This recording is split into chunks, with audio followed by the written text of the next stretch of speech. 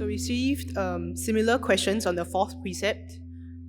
The first question is, Dear Longpo, sometimes I will accidentally lie.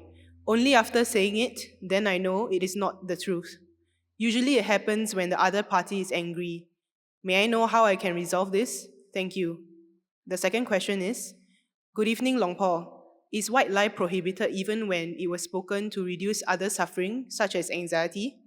How should one skillfully refrain from speaking untruth and idle talk when they serve as social lubricant in many situations? Thank you, Longpo.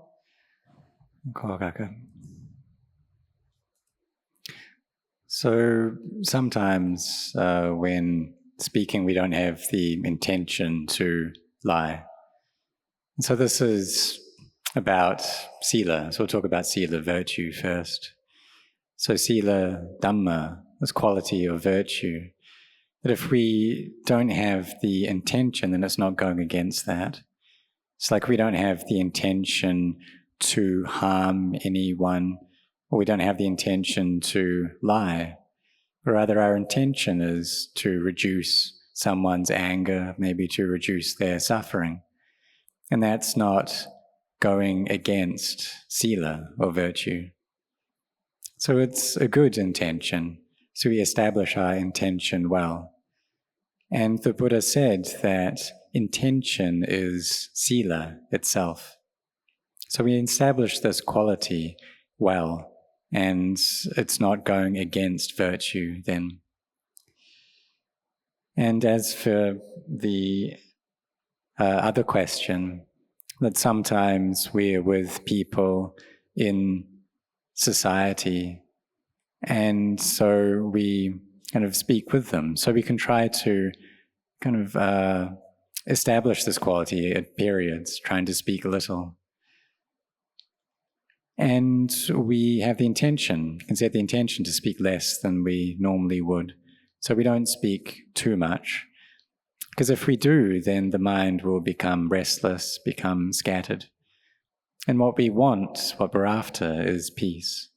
And if we speak excessively, then we're lacking in mindfulness. Then when we come to meditate, the mind will be all restless. So if that's the case, then we've probably been speaking too much. So we should get it to a state where it's just right and it's not excessive. The next question comes from an on-site retreatant, Lakshmi Govind from Bangalore. Dear Ajahn Anan and the Maha Sangha, I am bringing hearty greetings and warm wishes on behalf of the Maha Bodhi Society, Bangalore, India. My question is, though practicing Maha Satipatana, the mind rushes forward to chatter when it comes into contact with people. Kindly show the right method on how to look into the mind mindfully. Thank you. So I give my anumodana as well, rejoice in the goodness of you traveling a long way from Bangalore in India. So the developing of the Satipatanas, these foundations of mindfulness. So we watch over the mind, and when the mind thinks and goes out, then we know that. When greed or hatred or delusion are present in the mind, then we know that. And this is the building of mindfulness. So it's not that we don't think about anything at all. When we're able to develop samadhi, then there's stillness, but that stillness doesn't last forever. When the mind receives a sensory impression, then it will think and proliferate following that. And sometimes it gives rise to liking, and sometimes disliking, and we know that the mind is in that state. Know that the mind is attracted or averse.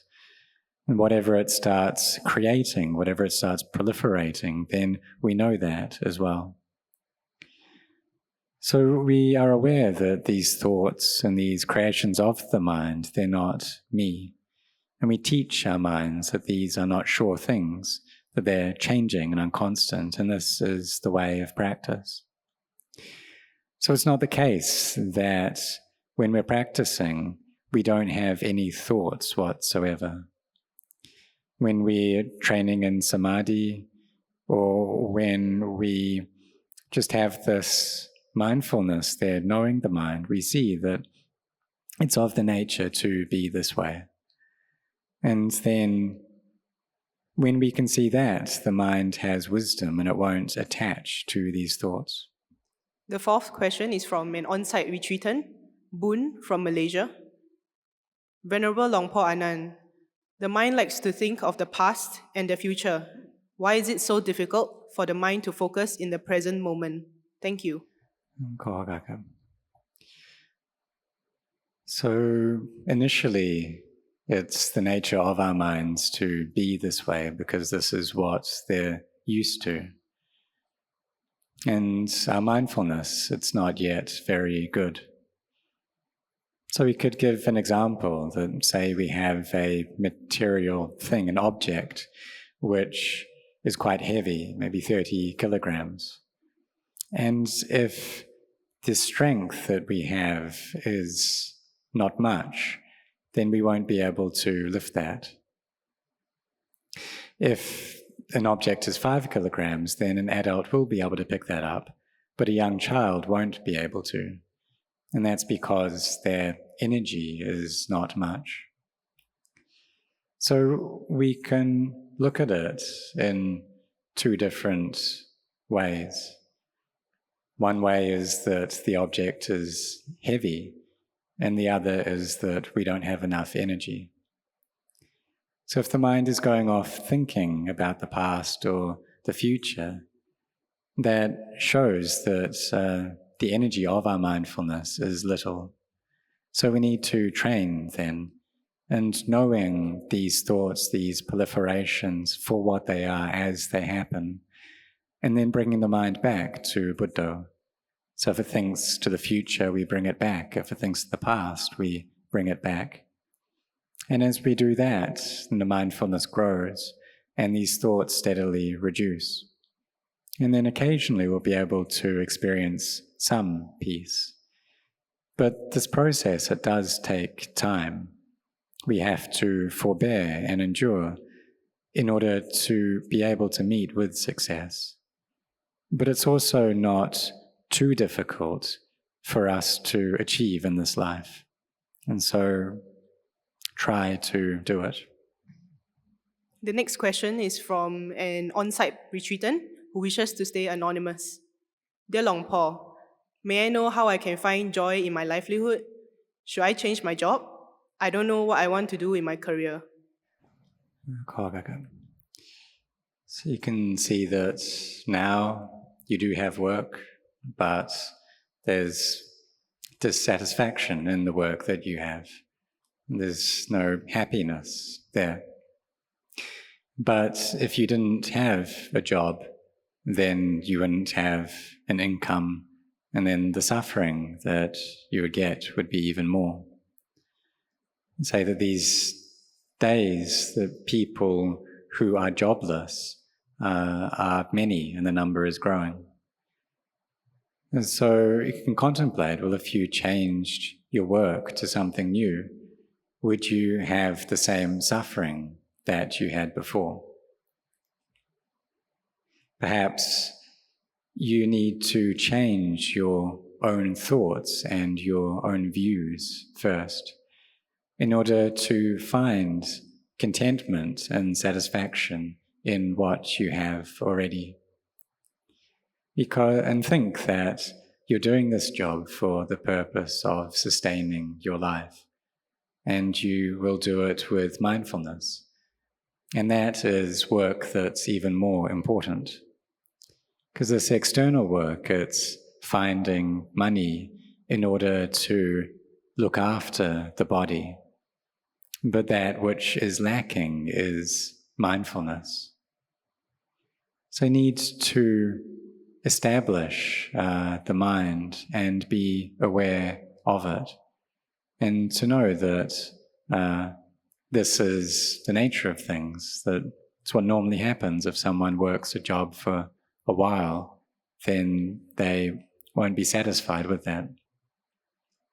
So you should look and investigate, well, what is it that lack of happiness is coming from? If there's no satisfaction in your work, then this could be a wrong thought that you have. So you should try to train your mind so that it has peace. But if you did change your occupation to something that you enjoyed, and the money that you gain from that was less, but in that work you're able to have more mindfulness, you're able to have more happiness, then this is something that you need to contemplate again. The next question comes from an on-site retreatant, Rebecca from Singapore. Dear Longpo, I feel a very strong sense of self and would like to know how I can practice to reduce it. I constantly feel like I need external validation from others and worry about how others think of me. I catch such thoughts often and occasionally manage to direct my attention away. Is there more I can do so that I get less caught up in my self-consciousness? Thank you for your kindness, Longpo. So this is a normal worldly condition, these loka dhammas. So having a high sense of self, a lot of self. And this is something that really all people have. They've got a lot of this sense of self. And so this conceit, it can come about in different ways. So perhaps we are kind of higher than others and we think that we are really higher than them. Or maybe we think that we are equal, or we think that we are lower. And all of this is atta, all of this is self. So we can contemplate that if we didn't have breath, then would we need to die as well? If we think that we are superior, we think that we're better, is that able to stop us from dying? Or would other people die, but we wouldn't? We see that we have to die as well. So if we contemplate in this way, then this can reduce the conceit that we have. We can consider ourselves as, or be like a foot wiping cloth, that it doesn't mind if kind of people use it in various ways. Or like the earth. This earth, if someone pours hot water onto it, if they pour unclean things or clean things onto it, it just stays still and indifferent. It doesn't shake. So we try to make our minds like that as well. That if people slander us, gossip about us, then the mind doesn't shake. So we need to contemplate this and this attachment to the praise of others. Because if we don't receive that praise, then we will suffer. So we contemplate how when we die, that we can't take anything with us. And this should be able to lessen the conceit that we have. We think about our death and that when we die, there's absolutely nothing left. And in that state of death, that we're all equal to one another. The last question for today comes from an on-site retreatant, Shirley from Malaysia. Dear Longpo, I am asking this question on behalf of a friend. His father has been suffering from night terrors or bad nightmares. As a son, how can he or should he support his father? Sadhu, sadhu, sadhu. So, should train your mind to have metta, loving kindness, and also to be established in virtue. So to have this composure, restraint over the body and the speech and the heart well. And so if one is having nightmares or bad dreams, they can chant the abhaya parita. It starts with yang du nimittang. And also to develop metta as well, cultivate this quality of loving kindness. And if one does that, then one will fall asleep with happiness, sleep well, and then awaken in a bright and fresh state. So you should train to chant and to develop this metta frequently. And then the heart will be in a joyful state. Also try not to think thoughts of ill will, thoughts of harming others, and try to only receive or read news that is good. It's the kind of news that brings benefit to your own heart.